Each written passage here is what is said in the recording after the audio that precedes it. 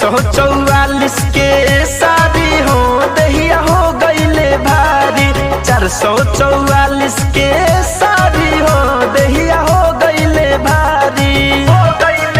किया रे कोठा ऊपर सैया देवना मांगे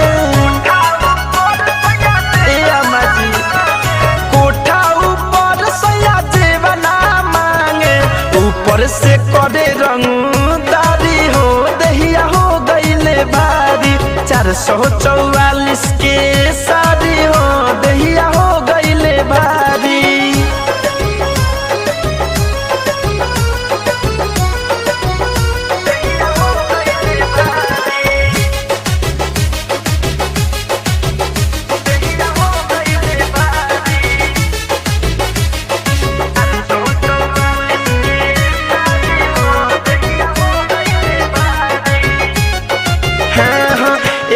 में हमर भारी जो बनावा ऊपर से 10 थान बरुए गहनावा।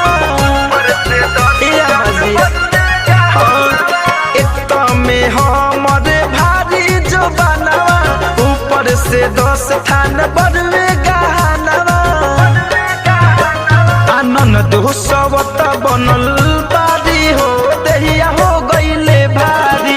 444 के शादी हो दहिया हो गईले भारी।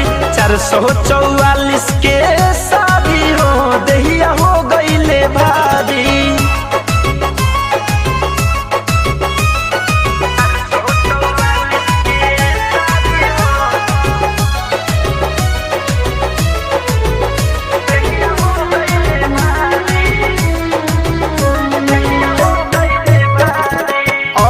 धनंजय से कैसे बताई खाए के मन करे हमारा खटाई।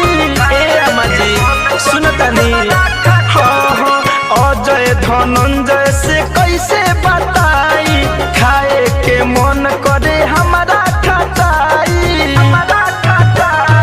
मन मोही धरसया काबारी हो दहिया हो गईले भारी। 444 के शादी हो दहिया हो गईले भारी। 444